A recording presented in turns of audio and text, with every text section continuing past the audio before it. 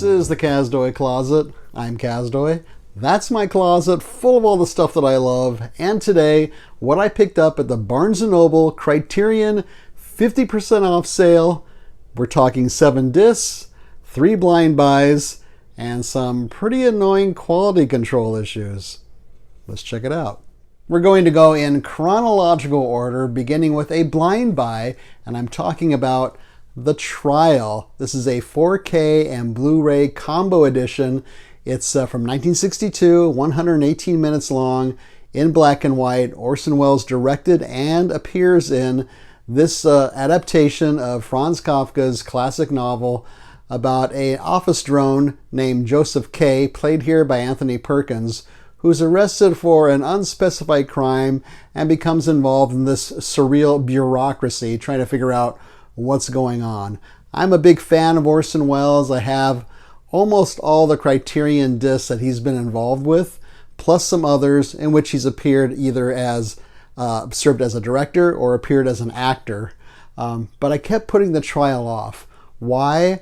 I was concerned it might be a little too avant-garde for my taste. I'm not a big fan of avant-garde filmmaking or avant-garde jazz or avant-garde music. I find it a little too indulgent. I'm okay being challenged with certain things, certain art forms, but I do have my limits. And I'm okay with some weird stuff too, but again, if it's too indulgent, it's a turn-off for me. I've read that Welles considers The Trial one of his best films. I've also read that many people think it's one of his worst films. I kept waiting for the Criterion channel to show it so I could check it out before I decided whether I wanted to buy it or not. But as of now, they haven't shown it, so I just went ahead and got it. This falls in between Welles' films A Touch of Evil and Chimes at Midnight. The second disc I picked up is another blind buy, and that's Pat Garrett and Billy the Kid. This is the 4K Blu-ray combo edition. It's from 1973, and it's 117 minutes long, plus or minus, depending on which version you watch. More on that in a second. And this one's in color. This is about a newly minted lawman, played by James Coburn, who is stalking the outlaw Billy the Kid, played by Chris Christopherson. Bob Dylan did the soundtrack, and he also has a supporting role. Sam Peckinpah, of course, directed. I think he makes interesting films, though he's kind of inconsistent. Talking Major Dundee, for example. And it seems like every film he makes is steeped in some kind of controversy. Either the studio has a problem with it, or he has some personal issues that he's battling, or a combination of both. And in fact, there's 3 versions of this film included in this set. It's a 4-disc set. And I've heard that the 50th anniversary version is the one to watch. So that's the one I'm going to watch. It's unlikely I'm going to watch all 3 versions of this. This is actually a double dip for me. The only double dip in this episode, because I have this old Sam Peckinpah legendary Westerns collection, and Pat Garrett and Billy the Kid is included there, but I haven't seen it. So I'm looking forward to seeing that one. This falls in between his films The Getaway and Bring Me the Head of Alfredo Garcia. I did do an episode on that film, so I'll try to remember to put it in the show notes, the link, if you want to check that one out. This was the last Western that Peckinpah directed, and of course his film The Wild Bunch. People would love to see a nice new Blu-ray or 4K edition of that one. I was lucky enough many years ago to see a restored version of The Wild Bunch at the Cinerama Dome in Hollywood. The Cinerama Dome, as far as I know, is still closed. It's such a shame. I remember vividly every film I've seen there. I saw Apocalypse Now there, The Deer Hunter, 2001: A Space Odyssey. Going there is always a treat. You'd think with all the filmmakers in Hollywood and in Los Angeles, they could get it together and maybe get that Cinerama Dome in business again. The third film I picked up at the Criterion Barnes & Noble sale is Risky Business from, this is a 4K and Blu-ray combo edition. This is from 1983, 99 minutes long, in color. I have seen this one before. This is about a young college-bound suburbanite who gets involved with a call girl while his parents are out of town. And let's just say things spiral out of control. I won't give any more details about that. This is easily the most commercial film of all the ones I'm going to discuss in this episode. I saw it in the theater in 1983 when it was released. It was a huge hit, made a star out of Tom Cruise. Also starred Rebecca De Mornay, who's beautiful in this film. And her father was this guy named Wally George. Now, Wally George had a show on UHF, Channel 56, KDOC, in Southern California back in the 80s. And this was a weird show. I don't know if it was tongue-in-cheek or if he was serious or not. I think maybe a little combination of both. Think about a Rush Limbaugh on steroids. That's what it was. You go on YouTube, check out the Wally George Hot Seat Show, and I think you'll be surprised at what you find there. This was directed and written by Paul Brickman. He only directed one other film, which was Men Don't Leave. I think he was more into the writing side of things than the directing side of things. And here's what's interesting. This was released the same day as another film on Criterion I was going to pick up, Farewell, My Concubine. I had seen that many years ago, and I looked at it again for about the first half hour on the Criterion channel. It should still be on there. And I liked what I saw. I said, all right, I want to pick this one up too. And they had about 6 copies of the 4K version of Farewell, My Concubine at the Barnes & Noble. Every single one of these had a floater. I think you guys know what I'm talking about. You shake that disc, and you can hear the disc banging around inside the case.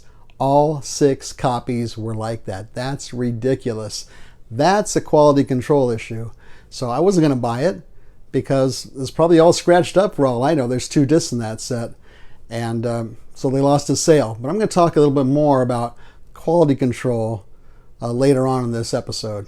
The 4th disc I picked up during the sale is Dogfight. This is on Blu-ray from 1991. It's 93 minutes long in color. And this is about a young man who's a Marine. He's bound for Vietnam, and he enters a competition with his other Marine buddies to find the ugliest girl to bring to this party. And whoever is judged the ugliest girl, that guy wins. It sounds cruel, sounds misogynistic. He does learn from this. It is directed by a woman, Nancy Savoca. So it's not as cruel and misogynistic as you might think. I haven't seen this since it was released in 1991. I do remember it fondly. It stars River Phoenix, the same year that My Own Private Idaho was released, which he was also in. That film, I think, is the only film I ever saw in a theater that I walked out of. I don't remember why. I don't think I was offended or shocked, or I was probably bored is probably what it was. But I always remember that film as one I walked out of. It's also on Criterion. A lot of people like it, but I don't know. River Phoenix died 2 years after Dogfight was released at the young age of 23. The 5th film I picked up during the sale is To Die For. This is a 4K and Blu-ray combination. This is from 1995. It's 106 minutes long in color. I think this might have been based on a true story, but it's about a TV weather girl who seduces 3 teens to do some rather scandalous and illegal things for her so she can further her career, and I won't get into any details about what she wants them to do. But I saw this several times when it was released and afterwards. First in 1995. I thought it was dark. I thought it was funny. It's got some social satire in it. The screenplay was by the great Buck Henry, who wrote screenplays for The Graduate and Catch-22, among many others. Co-created the series Get Smart with Mel Brooks. It stars Nicole Kidman in what is probably her breakout role. She's beautiful in this film, to say the least. I think it might be her best performance still. Joaquin Phoenix also appears here. I had never seen him before until I saw this film. This could be his breakout too. And it was directed by Gus Van Sant, who directed My Own Private Idaho, which I just kind of talked about. But another favorite of his that I like is Drugstore Cowboy. And I did do an episode on that one also, and I will put that in the show notes as well. The 6th film I picked up during the sale is Lone Star. This is a 4K Blu-ray combination. It's from 1996. It's 135 minutes long, so the longest film in this batch. It's in color. This is about a lawman who investigates when a skeleton is found in the desert, and it brings forth some issues for him personally and for the history of the town itself. John Sayles is the writer-director. I did see this when it was released in 1996. I think Sayles is underrated.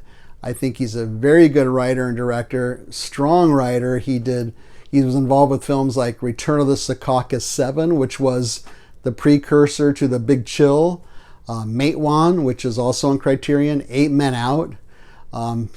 He's a very good writer. He also uses several characters, and they're all well drawn in his films, I think.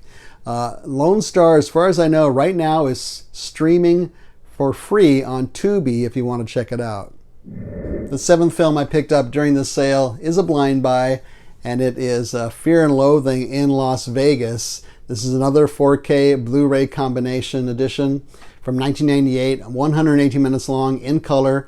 The plot, such as it is about a journalist and his lawyer friend who travel to Las Vegas to cover a motorcycle race. It's really about drugs, more drugs, America in 1971, and even more drugs. Almost every drug you can imagine is involved in this film. It's based, of course, on the book by Hunter S. Thompson. He is played by Johnny Depp. His lawyer friend is played by Benicio del Toro. They both really commit to these roles. They really inhabit these roles. It's quite something to see. Otherworldly almost. You can check out my Letterboxd review of this film.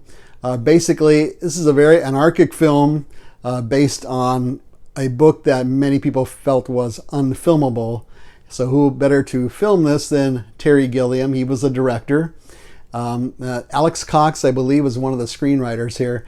But this comes after Gilliam's films Brazil, which I think is probably my favorite of his, The Fisher King, and 12 Monkeys. So he's really on a roll when he made this one.